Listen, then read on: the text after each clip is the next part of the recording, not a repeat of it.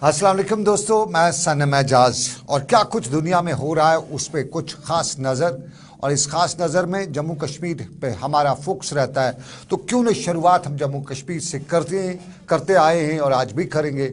और आज कश्मीर की ये शुरुआत जो प्रोग्राम की है, जो आज इस ख़ास अपडेट की शुरुआत है, ये हम पिछले वीरवार से करेंगे, जिस दिन पहले दिन रोज़े की बात हो रही थी। पिछला वीरवार और वीरवार के दिन रोज़े की आमद का सिलसिला था। सब इंतज़ार कर रहे थे और लगभग अंदाज़ा था कि वीरवार को रोज़ा रखना है, ये अंदाज़ा था। लेकिन शाम लगभग 9:30 बजे तक इस पे इंतज़ार करते रहे। रोहित हिलाल कमेटी इस पर क्या रद्दअमल देती है, कहीं से कुछ ख़ास नहीं आ रहा था। और 9:30 बजे के आसपास जो हमारे उलमाए किराम हैं, ख़ास तौर पे कश्मीर के, इन्होंने बताया कि कहीं से कोई रिवायत शहादत मौसूल नहीं है, इसलिए आज वीरवार को रोज़ा नहीं रखना है, बल्कि पहला रोज़ा जुम्मे के दिन रखना होगा। ये उनका आ गया। अभी ये बात चल ही रही थी कि रोहित हिलाल कमेटी पाकिस्तान की, उनका बयान आ गया, उन्हें चांद नज़र आया है। और साफ ज़ाहिर है, जब ये सब कुछ सामने आया, रोहित हिलाल कमेटी पाकिस्तान की बयान देती है कि चांद नजर आया। यहाँ के उलमाए कराम से बात की गई तो यहाँ के उलमाए कराम ने कहा कि नहीं, ऐसा नहीं हो सकता है।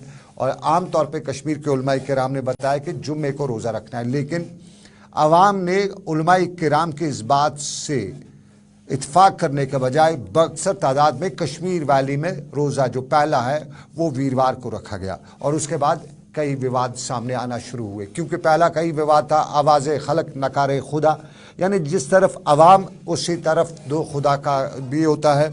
तो अवाम बड़ी जो है वो वीरवार के दिन रोज़ा रखने की पे थी। और फिर सवाल उठने लगे, शक शुबात कश्मीर में अक्सर होते रहते हैं, शक की उंगली उठती रहती है, उंगली शक की यहाँ पे भी उठने लगी।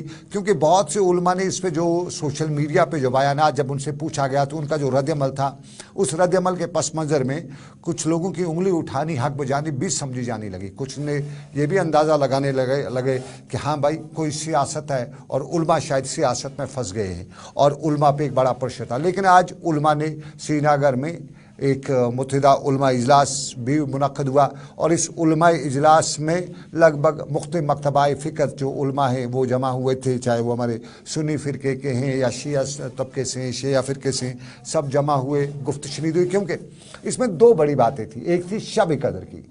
शब कदर जब होती है तो अगर 27वां रमज़ान जो होता है, यूजुअली हमारे यहाँ जो है ताक रातों में शब कदर की रात होती है, तो आम तौर पे उलमा मुतफ़िक़ा तौर पे 27 की शब को शब कदर की बात करते हैं। तो यहाँ पे सबसे बड़ा सवाल था कि अगर रमज़ान का रोज़ा पहला आपने वीरवार को रखा है तो शब कदर 27 को आती है, तो 27 में तो फिर तो सवाल है, जो उलमा जिन्होंने फतवा दिया कि नहीं जुमे का उनका पहला रोज़ा है, तो बड़ी तादाद में लोग जो है वो 27 को रखेंगे, तो उलमा क्या करेंगे, खुद उलमा क्या करेंगे। उनके जो कुछ फॉलोवर्स की एक तादाद उनकी थी वो भी थी। तो ये बड़ा सवाल था। और उसके बाद ईद, अगर ईद 28 आ गई तो कहाँ जाएंगे उलमा, फंस जाएंगे। ईद फिर 29 को करेंगे अवाम एक तरफ। तो एक तरह से डिवीज़न देखने को जो मिल रहा था, उसी के पस मंज़र में आज उलमा ने श्रीनगर में इजलास भी बुलाया। और फिर मुतफ़िक़ा तौर पे कुछ लोग इसे सरेंडर कहते हैं, कुछ लोग कहते हैं सियासत कर रहे थे, अब सियासत में फंस गए तो सरेंडर कर दिया, ये कुछ लोगों का इस तरह का है। लेकिन आम तौर पे कहा जाता है कि मुतफ़िक़ा राय जो है वो तलाश की गई, और उस मुतफ़िक़ा राय के तहत आज फ़ैसला सुनाया गया रमज़ान के हवाले से, और वो फ़ैसला जो है कुछ लोगों तक पहुँच गया। ज़रा हम मुफ्ती साहब को सुनते हैं, मुफ्ती आज़म कश्मीर।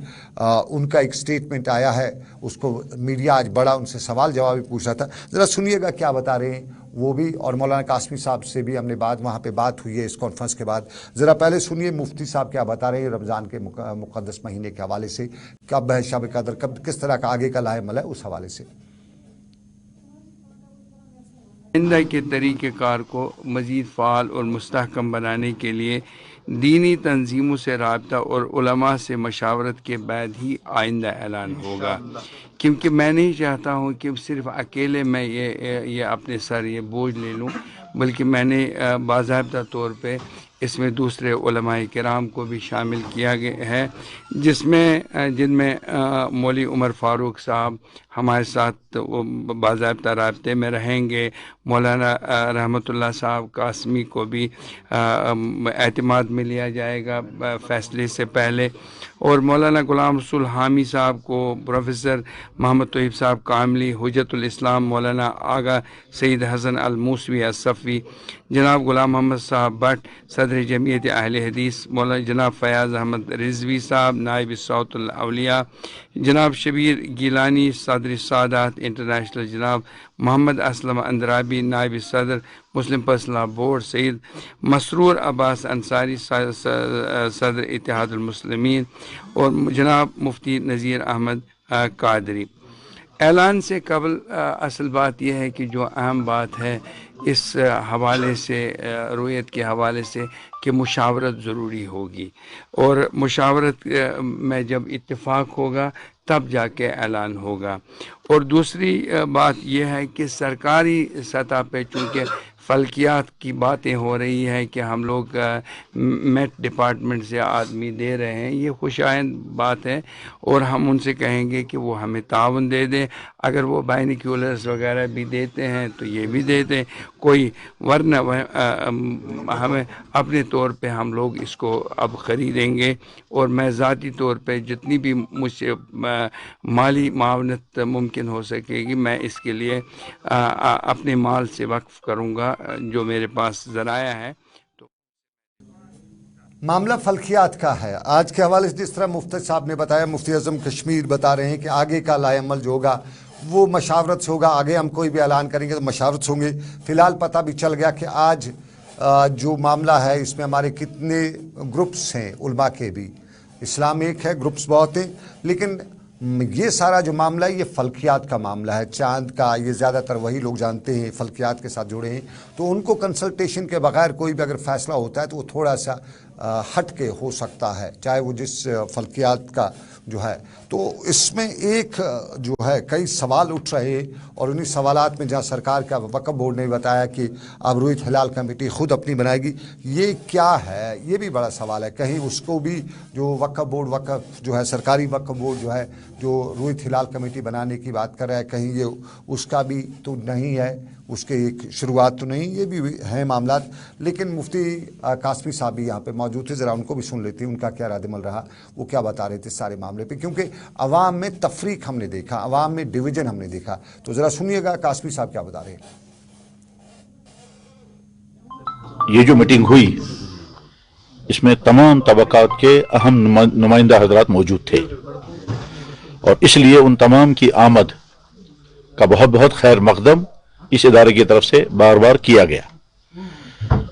اس وقت جو صورتحال یہاں ہے, اس صورتحال میں اسی طرح کی میٹنگ کی شدید ترین ضرورت تھی, اور اللہ کے فضل و احسان سے وہ میٹنگ ہوئی. اور اس میٹنگ میں تمام اہم شخصیات نے اپنا اپنا نقطہ نظر بہت مختصر لفظوں میں بہت مہذب انداز میں پیش کر دیا. ان تمام نقاط نظر کو سامنے رکھ کر کے ایک ایسا فیصلہ سامنے آیا جس میں یہاں اہل کشمیر انتشار سے محفوظ رہیں گے, اور آگے جب عید کا وقت آئے گا تو اس وقت چاند سے فیصلہ ہو جائے گا. اگر چاند کے نتیجے میں اگر ضرورت پڑی تو یہ کہیں گے کہ صاحب روزے مکمل ہو چکے ہیں, اور ہو سکتا ہے ضرورت یہ پڑے گی تو کہا جائے گا کہ ایک روزے کی تکمیل کی جائے جو روزہ چھوٹ چکا ہے. ایسا پہلے بھی ہوتا رہا ہے, آئندہ بھی ایسا ہونا ممکن ہے کہ یہ اعلان کرنا.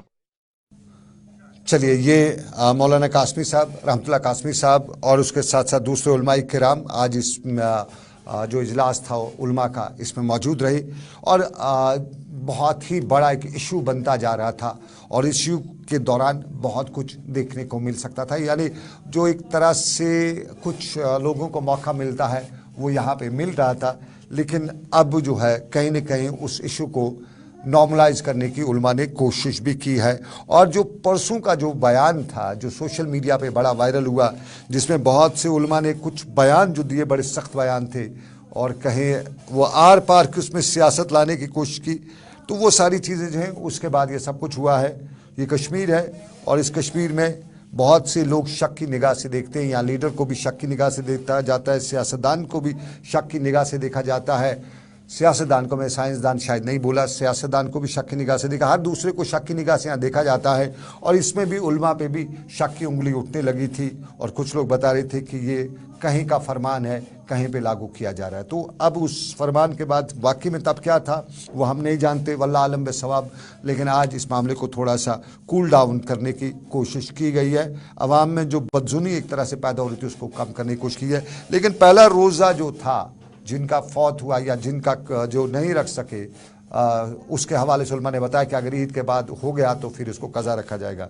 तो ये बहुत कुछ हुआ है, इस पे बात करेंगे तो बहुत से लोग इस पे रद्दमल भी जाहिर करेंगे। चलिए बात कर ही लेते हैं, बात कर ही ली है तो हम ज़रा दूसरे पहलू पे बात कर लेते हैं। ये दूसरा पहलू जो है श्रीनगर की स्मार्ट सिटी का, और स्मार्ट सिटी के हवाले से श्रीनगर में बहुत से लोग बातें करते रहते हैं। स्मार्ट सिटी के बारे में बताया जाता है कि कोई प्रॉपर प्लानिंग के साथ नहीं हो रहा है, कोई प्रॉपर वर्कआउट नहीं किया गया है। और यही मामला श्रीनगर में पीडीपी भी लेके आई हुई थी, और पीडीपी के बड़े लीडर आज इस सारे मामले को लेके मीडिया के सामने हुए थे। इकबाल त्रंबू पीडीपी के बड़े लीडर हैं, और आने वाले दिनों की सियासत में इकबाल त्रंबू शहर श्रीनगर पे सियासी नज़र भी रखे हुए हैं। और आज उनने ये जो है श्रीनगर की स्मार्ट सिटी प्लान पर भी नज़र रखते हुए बहुत बड़े दावे किए। एक तो उन्होंने बताया कि 3000 करोड़ रुपए का प्रोजेक्ट है, और उस 3000 करोड़ रुपए के प्रोजेक्ट को बहुत से लोग, उनके मुताबिक सरकारी अफसरान, सीधा बताया जाए सरकारी अफसरान इसको उनके अल्फाज के मुताबिक जैकपॉट समझ रहे हैं, एक मौका समझ रहे हैं जैकपॉट का। और जैकपॉट का सीधा सा मतलब होता है कि आधा तेरा आधा मेरा। आमतौर पे जैकपॉट का यही मतलब होता है, या यूँ कह जा सकते हैं कि वो मुर्गी वाला किस्सा, मुर्गी हलाल है सबके लिए, या लॉटरी भी इससे हम कह सकते हैं। उन्होंने इस तरह के अल्फाज का इस्तेमाल भी किया। और साथ साथ उन्होंने बताया कि कश्मीर के शहर श्रीनगर की जो आबादी है इसको होस्टेज बनाया गया है इस हवाले से, क्योंकि यहाँ जो इंजीनियर या यहाँ पे जो इदारे काम कर रहे हैं वो सिर्फ अपनी मन मर्जी से कर रहे हैं, कोई उनके साथ कोऑर्डिनेशन नहीं है। कल्चर को हमारा जो डिपार्टमेंट है, क्योंकि कश्मीर में जब सब कुछ करना है तो हमारे हेरिटेज का ख्याल रखना है, हमारे कल्चर का ख्याल रखना है। जब कोई स्मार्ट सिटी वगैरह है, और उनका इल्ज़ाम था कि पहले एक प्रोजेक्ट उठाया सरकार ने, डल झील का प्रोजेक्ट, तो उसको तबाही बर्बाद कर दिया। डल झील के लोग के नाम पे पैसा बड़ा कमाया और बड़े लोगों की वहाँ पे चांदी हुई। और इस प्रोजेक्ट को भी ये है, इकबाल त्रंबू के अल्फाज के मुताबिक ये करप्शन का गढ़ है। सीधे अल्फाज वो कहेंगे कि ये स्मार्ट सिटी है, ये करप्शन का गढ़ है, और इस करप्शन के गढ़ में कुछ बड़े हाथ भी है। इकबाल त्रंबू ने बताया यूं ही हमारे यहाँ कश्मीर में करप्शन के केसेस की तादाद जो है आए रोज़ बढ़ती रहती है। आज इसका भी खुलासा करते हुए बताया कि तहकीकात होनी चाहिए, इकबाल त्रंबू ने बताया। ज़रा सुनिए इकबाल त्रंबू को, और उसके बाद हम कुछ से और मुद्दे पे भी बात करेंगे, लेकिन पहले इकबाल त्रंबू को सुनिएगा। इंटरनेट पे देखा तो 3000 करोड़ रुपए का ये श्रीनगर स्मार्ट सिटी का प्रोजेक्ट है। और आपको ये बताना चाहता हूं कि जब ऐसा प्रोजेक्ट जो 3000 करोड़ का हो, हमारे बाबू लोग जो है अक्सर इसको एक अपॉर्चुनिटी समझते हैं, एक जैकपॉट समझते हैं। They have to spend 3000 crore. मैं नहीं कहता हूं कि एवरीबडी इज करप्ट, मगर अक्सर ये देखा गया है कि इनकी अब प्रायोरिटी बन जाती है कि ये एक जैकपॉट है, ये लॉटरी है हमारे लिए।